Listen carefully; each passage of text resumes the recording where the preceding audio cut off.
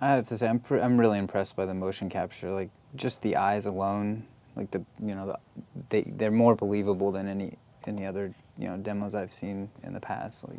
They're able to capture more motion data. It seems, which ultimately brings you more into the game and immersing yourself with the characters and believing that they're real people.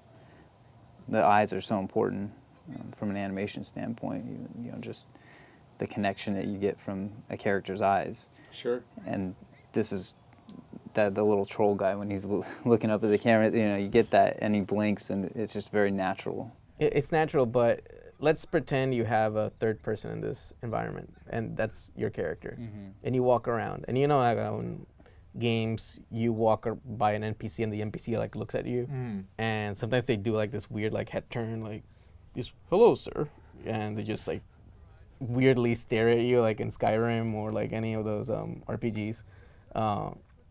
That type of reaction, like, for example, like you walk into an inn, inside an inn in Skyrim, and it looks great. Everyone's like doing their stuff, whatnot. But as soon as you start like really paying attention to what they're doing, like seeing the girl like clean the table, and then she picks up an invisible plate that appears on her arm, on her hands. She robotically walks to another table, serves it like she were like some type of robot, then turn around like in a 180. But is that necessarily the AI, or is that maybe the director of the game not directing his actors in the motion capture? There was no motion capturing in that game. I mean, maybe there was, but that game is mostly characters have canned animations to perform within their AI subroutines. So, yeah, okay, broom the floor. Like, you see the character walk into the middle of the inn, an invisible broom appears, and they start brooming. When they stop, the broom disappears. They stand still like a robot, then turn around and go back to the room or something. That happens. Yeah, it's like The Sims, exactly. That happens because the AI is not complex enough for the designers to put a broom in the closet, and the AI know that there's a broom there, and then go to the broom, open the door, take it out, go to the middle of the room, brush the floor, whatever, then maybe drop it or whatever. Like it's not that complex, and it's because obviously it has to run this game behind it. It has to run these graphics. It has to have all these conversations within its RAM. For each of the interactions within the inn. That's like the type of thing that if a game looked slightly better than current gen consoles, but those interactions were more believable, were more realistic, then I would be more impressed by that than just having a better looking game. So Skyrim clean floors is what you're more interested in? Not I'd just rather clean fight floors. dragons. Anyone who's played an Elder Scrolls game or any of those type of games, like they or Fallout, or you see that like it takes you out whenever the characters start moving around. Like, okay, I'm going to go to my bed. Good night, sir. And they just go and walk to the bed, and then they sit on it, just stare at the ceiling for like 5 minutes, then like get up like a robot. Or like when you're about to stab someone and they see you like and they're sleeping, and then they just wake up like a robot, stand up. What are you doing here? You would scream or like scuffle in the bed or something. Sure. That type of interaction is just within the confines of the game. And I mean, I think it's tough for game developers in that respect because you're automatically starting out the gate breaking the fourth wall Sure. with the audience. So you would have to think of everything in that environment that you put in there and all the actions at any point in time. I mean, I don't know if games will really ever get to that point until we get true AI, but I mean, it'll get better. I mean, I think, but that's just a matter of direction in game directing. Like, if you have a good director come in and think about that in advance and say, well, we could have our actors do this, and then But they're not actors, dude. They're AI NPCs. Like those characters, those conversations that happen in those type of open world RPGs are not. They're just AI subroutines. They're canned animations to get up the bed. Next thing on my task is walk to the door. But they're not. I mean, they go into a motion capture room and they actually record the motion capture for these events, and they put them in their own games. I mean, and they have actors come in. Somebody's directing those actors, and somebody's thinking about what goes on in the scene. they're not just throwing in pre-made characters into a scene and saying, oh, just let them run around and do stuff. There's somebody that's job it is to make those animations, to make them believable. Every like in a Call of Duty game, when a soldier falls and dies, he doesn't just die one way. He dies 10 different ways. And there's an animator hired to do those several different animations, and there's an animation director. Are ragdolls right now in games, but no, there is a ragdoll effect but no, there's actual animators keyframing, or they have motion capture. I mean, I don't know. I think it's a developer, like it's up to them. Yeah, it's the developer's choice, because I mean, really, I would rather have them not play the drum in Skyrim or not sweep the floor at all and be able to shoot 2 arrows at once. You figure out what eggs you want to put in what baskets, and I think they made the right choice, really, in not making the person sweep the floor or making some random animations happen, but making it a very vast and interactive actual game itself.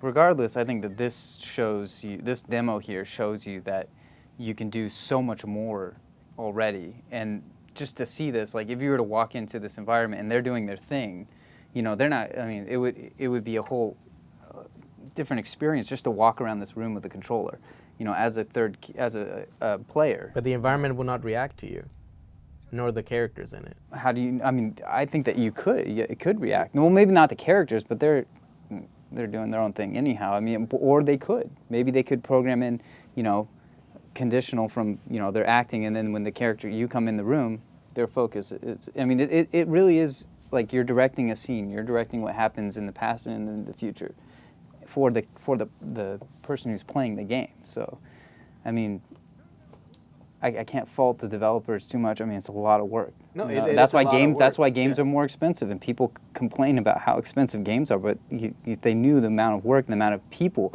that it takes to put together one scene like this, each of these characters were carefully designed,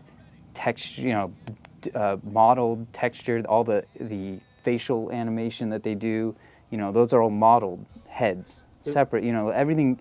It's just for this tech demo. I'm just calling to attention like the tug of war between your visuals and your game. Like how much computational power do you want to dedicate to running a game as opposed to just making that game look pretty? What comes first?